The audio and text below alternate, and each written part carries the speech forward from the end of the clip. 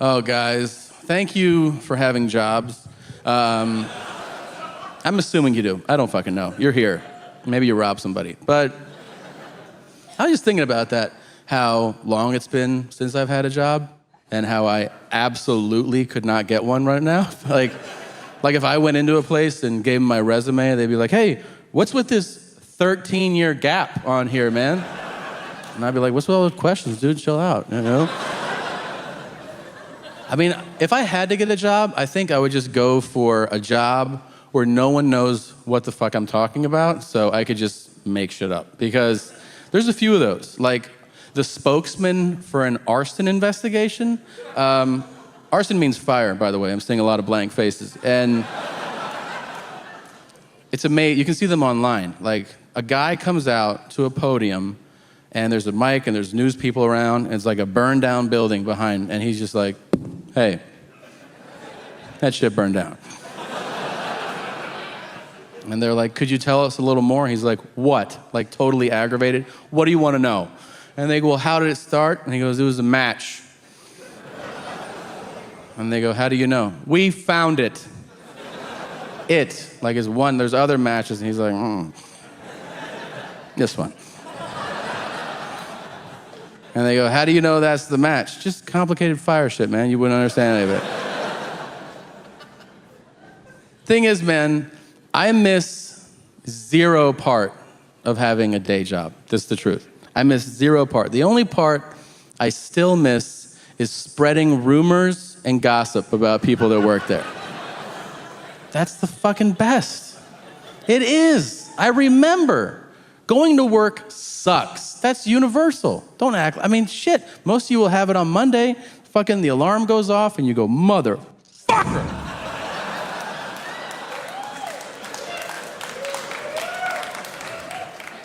Today's gonna suck! But I'm gonna talk shit about Amanda when I get there. And then that raises your spirit, right? And you're like, you think about that in the shower, you're like, I'm gonna ruin Amanda's day today. This is for you, Amanda. The fucked up thing is people making you feel badly for enjoying that. You shouldn't feel badly for enjoying gossip. It's 100% normal and natural to, because it's definitely an extension of childhood. Because all of us, when we were kids, and all kids now, for a certain period of time, the worst storytellers ever, okay? You don't know shit about editing information, enhancing things, keeping people's interests. So look, you don't have to have a kid to know about this. Talk to any kid, a friend's kid, a niece, a nephew. It's when you go to a kid, you go like, hey, were you outside? And they go, yeah. And you're like, why don't you dial that back? That was crazy, okay? And then you ask one question like, how was that? And they go, I have, when Jeanette came by, she brought the yellow cup that she didn't want to kick the ball back, but I said, because Brian's cup is red, that if you don't have it now, then you don't have to bring because the blue one that Jane had was with her. I said, if you don't have it, you can use mine now, but then next it's my turn. And you go, that was a great fucking story. Thank you.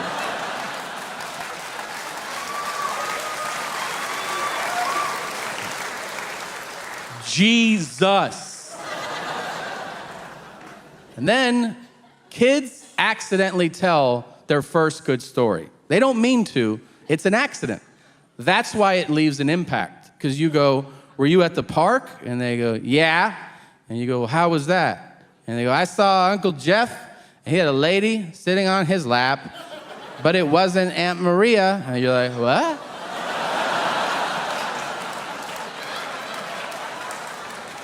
And the kid's like, shit, I've never seen that fucking face before. And you're like, that's a good story.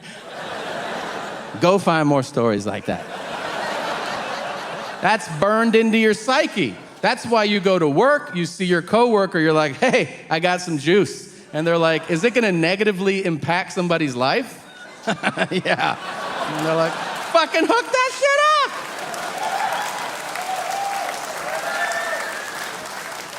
I've spread So many fucking rumors. My favorite part about rumors, nobody verifies shit. Somebody says something once, and you're like, cool, I'll roll with that forever. Thanks, man. Like,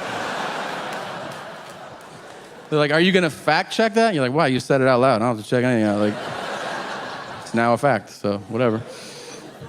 It's a seed, right? It's the seed. You ever be a part of one that just grows? I remember years ago, I'm watching a movie with my dad. In the middle of the movie, the actor Tommy Lee Jones appears on screen. Great actor, Oscar winner, unprompted.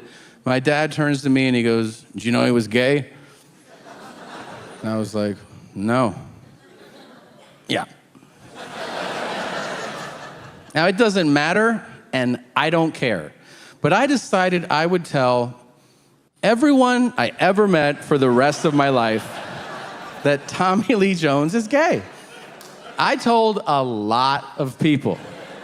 Like from The Fugitive through No Country for Old Men. I told everybody. Until one day I told somebody and he goes, "No, he isn't." And I was like, "Yeah, he is." And he goes, "How do you know that?" And I said, "My dad told me." And he goes, "What, did your dad fuck him or something?" And I was like, "I don't think so." And he goes, "I've known him 40 years. I know his wife and kids. I knew him when he was single. He is not gay." And I go, "What is happening right now?" And I called my dad immediately. And I was like, "Dad, I just got confirmation that Tommy Lee Jones isn't gay." And my dad goes, "Oh, I thought he was." "Is that the end of your investigation? Are you fucking serious? Why did you tell me that?" And he goes, "I don't know." I said, "Did somebody tell you?" He goes, "I can't remember." I said, "Have you been telling everybody for 15 years that Tommy Lee Jones is gay?" And he goes, "Yep." And I go, "Don't you think we should stop?" And he goes, "Now we should." Made that shit up. Whole life is basically, it's hotels. Being in a hotel, just waiting for the show. Sad, right? I'm just waiting for the show to start. And you're like, what am I gonna do? I mean, you can only jerk off so many times before you're like, all right, I'm gonna do it again, but right now it hurts. Should find something else to do. I absolutely ruin hotel rooms. Like, if you stay in a hotel room after I stayed there, shit is gonna itch on you, okay? Just being honest. Come on, hotels are great. Everybody loves hotels, especially when you check in with your significant other. Why? Because in a hotel, you're gonna have sex, but you're gonna have an elevated form of sex. You're gonna have hotel room sex, which is let's have sex, but let's also disrespect this room. Yeah. I do that too, except I'm alone. Like, I always wipe my balls on the curtains because I know they don't change those. Think about that the next time you want some sunlight. I'll tell you on a grand scale who's helping nobody lose weight. It's Starbucks. This is true. They have a national training campaign to try to trick you into ordering food. And this is why. They know you're going to order a beverage. So they try to lead you into food. Pull into any Starbucks drive-thru, and now they greet you. They say, "Welcome to Starbucks. What can we get started for you to eat today?" And you're like, "Wait, what? I just wanted coffee." And they're like, "No shit. What else do you want?" So then you're like, "I don't know, sausage? Like, what do you have?" I don't respect that. I like my shame straight up and honest. And nobody does that better than the West Coast burger chain In-N-Out. And if you've never been in In-N-Out, get your fucking life together and go.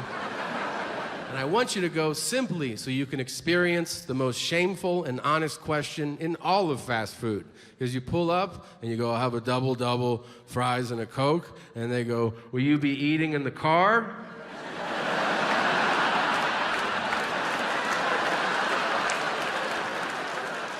Yeah, I think so. And they go, I bet you will, you fat fucking pile of garbage. Doesn't that question sting? You're like, am I living in my car? Why am I eating in my car?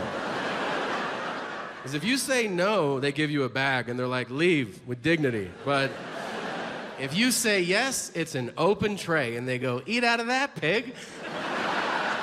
And then it falls in your lap and they go, pick it up! And you're like, and they go, are you gonna jerk off when you get home because you're lonely? And you're like, yeah. We're gonna give you a free milkshake because you're bumming everybody out. We're fast food workers. You're making us sad. Get the fuck out of here.